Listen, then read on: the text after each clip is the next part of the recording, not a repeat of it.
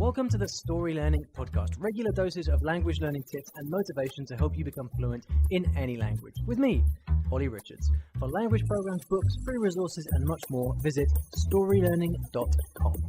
Good morning, everybody. Welcome back to the I Will Teach You a Language podcast. I'm still buzzing from the Polyglot Conference, thinking about all the fantastic people that I met. I always get inspiration of some kind from the events, and one of the things that's really stuck with me, I've mentioned this before, and again, I've done nothing about it, but I've mentioned before how I am really, really excited about spending like a month or so getting my Italian back. It's funny, like often I'm always kind of thinking, well, how do languages benefit your life in different ways? Like for me, like living in London and meeting so many cool Italian people, I feel like learning Italian would benefit me so much. And so for that reason, I am really going to prioritize that. I'm not totally sure when. It's either going to be December or March, one of the two. I'm actually going back to Hong Kong in January, which will be cool. I'm going to spend a couple of months there. And so I really should keep my Cantonese up before I head there. I've been working hard on my reading and writing of Chinese characters. So I probably shouldn't sabotage that before I get a chance to put it into practice. But anyway, food for thought.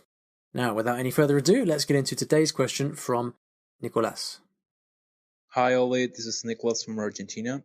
First of all, thank you for the podcast. It's really useful.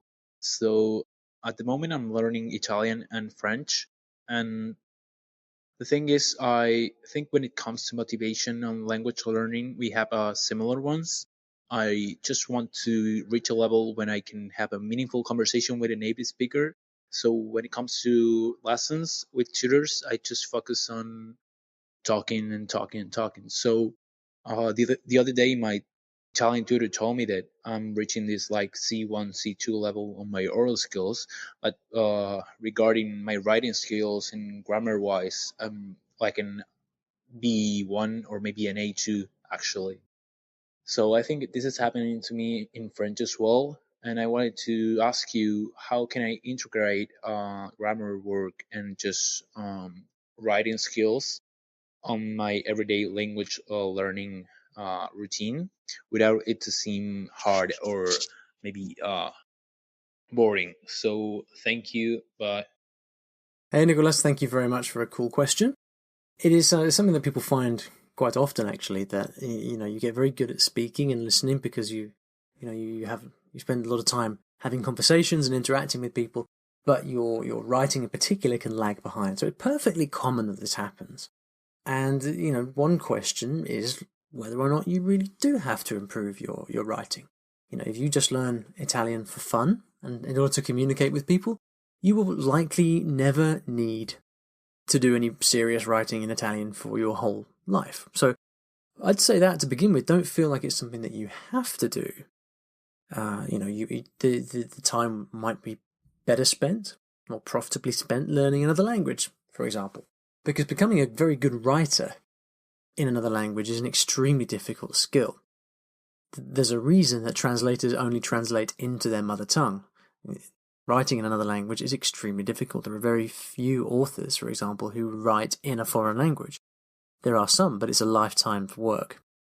Okay, so that's the first thing to say. And also, as you identified as someone who just kind of learns for fun and for communication, you've got to ask yourself whether you will have enough motivation to really work on your Italian writing and grammar for long enough to really improve it.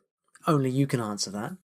Now, having said that, if you are feeling kind of stuck at this C1 level, and C1 is fantastic, so congratulations for getting there for a start. But if you're feeling stuck at C1 and you would like to improve it and maybe head towards a C2, then the only way you will get there is by a lot of reading. Because C2 is entering into academic territory, so you have to be capable of discussing, of academic discourse, discussing complex topics from different angles using appropriate language. And so if you are interested in taking your Italian up to the next level, then reading is what you're going to have to do to get there. I think for you, because you're motivated, because you are very familiar with Italian, I would say that, grammar, I don't think I think it's unlikely you're going to benefit a lot from studying grammar specifically. I mean, some people really love grammar, and if you want to study Italian grammar, well, you can.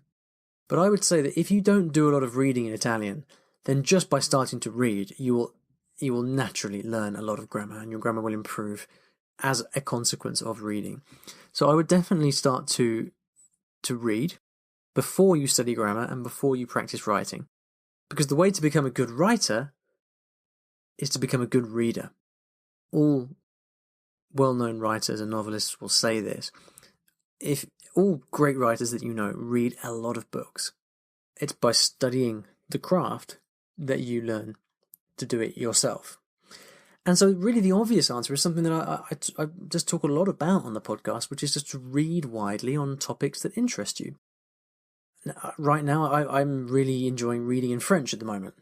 When I was in Montreal in the summer, I picked up some books in French from the local bookstore near where I was staying in Montreal, and I'm reading a book at the moment. I forget the name, but it's about a French guy who moved to post-war Japan in the 50s, and he writes about his experiences as a gaijin, as a foreigner in Tokyo directly after the war, meeting people and teaching French. And it's just so interesting, and it's all in French. And I don't understand everything, but I understand 95% plus.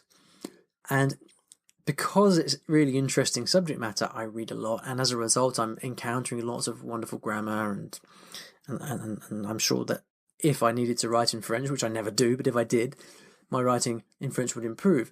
So Nicolas, find stuff that you're interested in. It's really as simple as that. What books do you like to read in Spanish? Go and read them in French, in Italian, and in French, if you like. I think you mentioned French as well. That's the one thing that I would do. So, because you mentioned it not being boring and it not being, you want to keep it fun.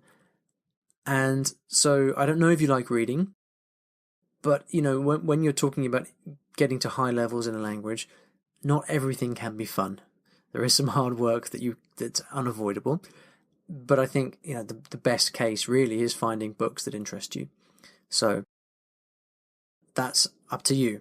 You can read novels, you can read non-fiction. Non-fiction tends to be easier. So I'm reading, this is basically a travel book that I'm reading at the moment, right? A biography.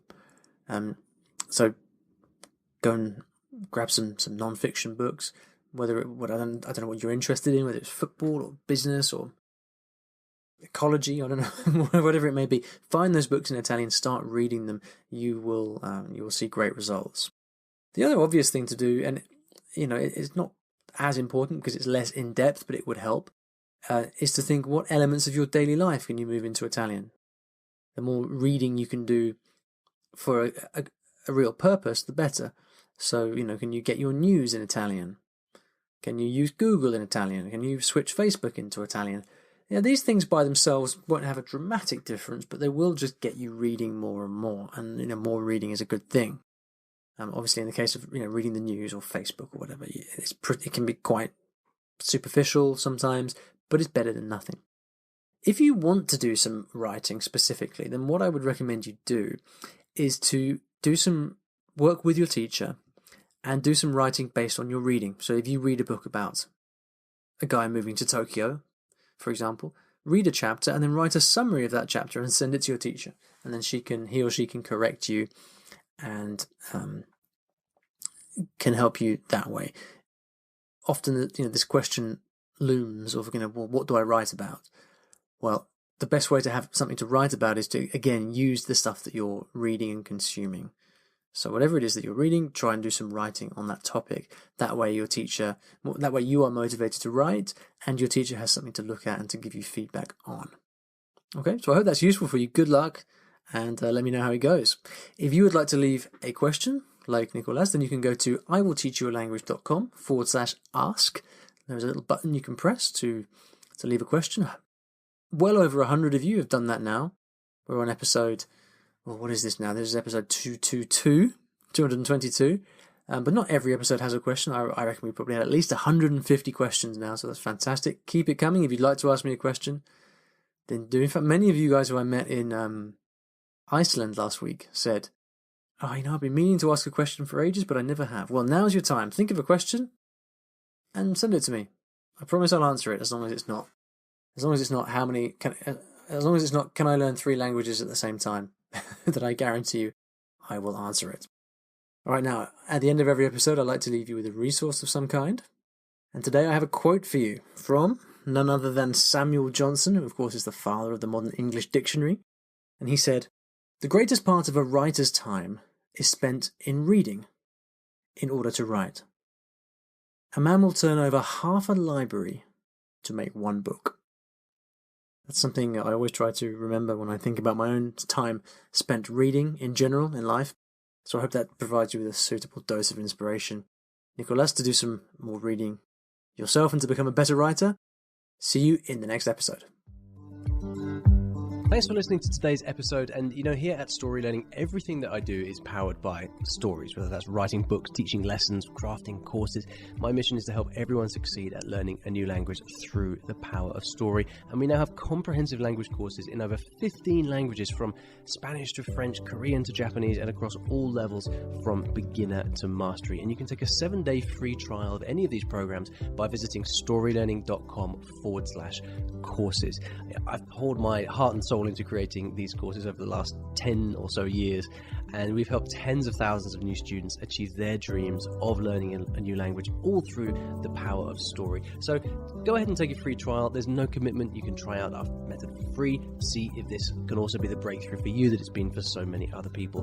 storylearning.com/courses.